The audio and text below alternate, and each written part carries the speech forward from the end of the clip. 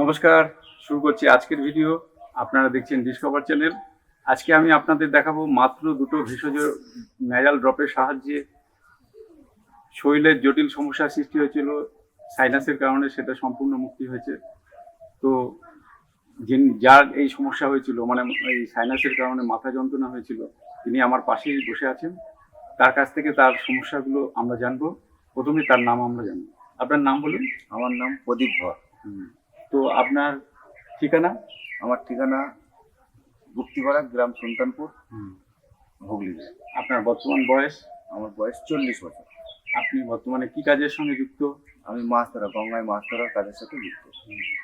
তো আপনার যে জটিল যে সমস্যা হয়েছিল সাইনাসের কারণে, মানে প্রচন্ড মাথা যন্ত্রণা। আমার প্রচন্ড মাথার যন্ত্রণা। হ্যাঁ। প্রচন্ড মাথার যন্ত্রণা আমার যা হয়েছিল। এটা কত বছর আগে হয়েছিল? এটা মোটামুটি বিগত 5-6 বছর আগে থেকে। 5-6 বছর আগের থেকে মাথার যন্ত্রণা শুরু হয়। তা এই যে মাথার যন্ত্রণা, এই মাথার যন্ত্রণা যেন কাউকে না হয়। খুব মারাত্মক যন্ত্রণা। মাথার যন্ত্রণা হতে আমি স্যারিডন ট্যাবলেট খাই। স্যারিডন ট্যাবলেট খাওয়ার পরে যতক্ষণ অ্যাকশনটা থাকে ততক্ষণ আমি ভালো থাকি।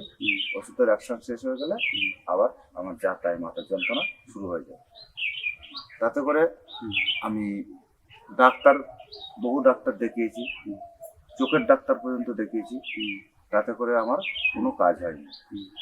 দিয়ে রিসেন্ট এই গত 8 মাস ধরে আমি আর মাথার যন্ত্রণায় থাকতে পারি না। 8 মাস ধরে? 8 মাস ধরে। মানে কিরকম মাথা যন্ত্রণা সেটা বলুন দর্শকদের। মাথার যন্ত্রণা এত হারে হতো, আমি মাথায় ক্যারে ব্যান্ডেজ বেঁধে রাখতাম, বাড়ির লোকেদেরকে ম্যাসেজ করতে বলতাম, তাতেও আমি স্বস্তি পেতাম না। আচ্ছা, এই যে মাথা আমার যন্ত্রণা, ঘুম বন্ধ হয়ে যেত, কাজকর্ম কোনোখানে বেরোতে পারতাম না, যেতে পারতাম না। মাথার যন্ত্রণা, অতিরিক্ত মাথার যন্ত্রণা। আচ্ছা এই যে যন্ত্রণা, এই যন্ত্রণাটা আপনার কখন শুরু হতো এবং কখন শেষ হতো?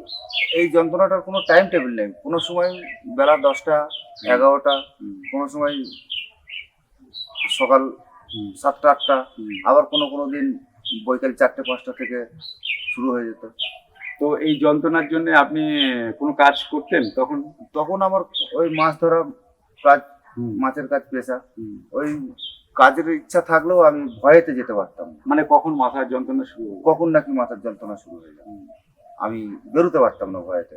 আর মারাত্মক যন্ত্রণা হতো, মাথার যন্ত্রণা যখন শুরু হতো প্রচন্ড হারে মাথার যন্ত্রণা হতো। আমি থাকতে পারতাম না, কি করতাম নিজেরটা নিজেই ভাবতে পারতাম না। তারপরে আপনি আমার সাথে যোগাযোগ করলেন, তাই তো? তারপরে আপনার সাথে যোগাযোগ হলো। আপনি যোগাযোগ হওয়াতে বললেন যে একটা মাথার এক্সরে করো। এক্সরেটা করলাম। এক্সরেটা করার পরে তখন ধরা গেল যে সাইনাস। তো বন্ধুরা, আপনারা শুনলেন যে এরপরে যে একটা এক্সরে রিপোর্ট করতে দিয়েছিলাম, সেটা হচ্ছে এক্সরে রিপোর্টে ম্যাক্সিলারি সাইনাসের সমস্যা এসছে, মানে ম্যাক্সিলারি সাইনাসে দূষিত পদার্থগুলো জমা হয়ে আছে। এরপরে আমি আজ থেকে প্রায় 2.5 মাস আগে, 2.5 মাসেরও বেশি আগে, প্রথমে একটা ডোজ দিই।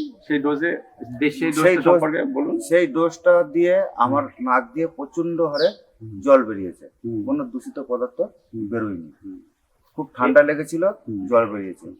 তারপরে এরপরে প্রথম ডোজ যে দিয়েছিলাম সেই ডোজে কিন্তু জলই বেরিয়েছে, কিন্তু কোনো দূষিত পদার্থ বেরোয়নি। এরপরে ডোজ দিয়েছিলাম মোটামুটি 8-10 দিন পরে। তারপরে সেই ডোজটায় যা হয়েছিল বলুন আপনি। 8-10 দিন পরে যে ডোজটা দিয়েছিল, সেই ডোজটা দেওয়ার পরে মোটামুটি আমার নাক দিয়ে দূষিত পদার্থ বেরোচ্ছে। নাক দিয়ে কোন জায়গা দিয়ে বেরিয়েছিল সেটা বলুন। আমার প্রথম বেরিয়েছিল বাঁ সাইড দিয়ে 3টে।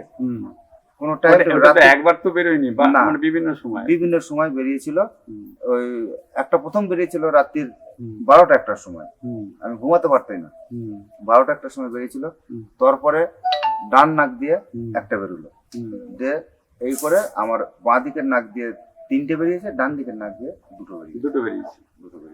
তো এরপরে যখন বেরোনোর পরে মাথাটা হালকা লাগছিল। মাথাটা হালকা লাগার পরে তখন মোটামুটি আমি এখন দুটো একটা দিন। আচ্ছা, এবার ঠান্ডাটা ছিল। তো দর্শক বন্ধু শুনলেন, প্রথম ডোজে নাক দিয়ে জল বেরিয়েছিল, দ্বিতীয় ডোজে নাক দিয়ে 5টা দূষিত পদার্থ বেরিয়েছিল, সেটা আমরা দেখাবো পরে। তার আগে আমরা দেখাবো এক্সরে রিপোর্টটা। এক্সরে রিপোর্টে ম্যাক্সিলারি সাইনাস আছে, সাইনাসে দূষিত পদার্থ জমা আছে। আর এইবার আমি দেখাবো যে সেই দূষিত পদার্থগুলো যার কারণে জটিল সমস্যা তৈরি হয়েছিল, মাথা প্রচণ্ড হারে মাথা যন্ত্রণা। তো সেই দূষিত পদার্থগুলো হচ্ছে মাথা যন্ত্রণার কারণ বা সাইনাসের সমস্যার কারণ। তো দেখুন সেই দূষিত পদার্থগুলো, দেখলে বিশ্বাস করতে পারবেন না যে কি এগুলো। তো এগুলো কি, এগুলো একটু জানার দরকার আছে। এগুলো হচ্ছে সাইনাসে, আমাদের যে সাইনাস ইনফেকশন হয় বা বিভিন্ন কারণে সাইনাসের সমস্যা হয়, তার কারণে এই সাইনাসের মধ্যে এগুলো জমে থাকে এবং এগুলো পরবর্তীকালে নানা রকম ক্ষতির সৃষ্টি করে। আমাদের দাঁতে যেমন খাদ্যকণা জমে কি হয় না, পাথর তৈরি হয় কয়েকদিন পরে, দেখবেন কয়েকদিন বললে বলো কয়েক মাস কয়েক বছর। তো আমাদের সাইনাসেও এই দূষিত পদার্থগুলো জমে এই আকার ধারণ করে।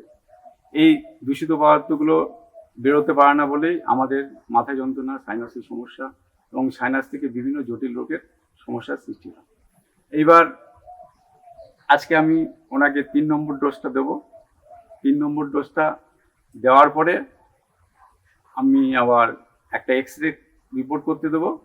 এক্সরে রিপোর্টে যদি আবার নর্মাল আসে তাহলে আর এখানেই শেষ। যদি নর্মাল না আসে তাহলে আরও একবার প্রয়োজন অনুযায়ী আর একটা ডোজ দিতে হবে।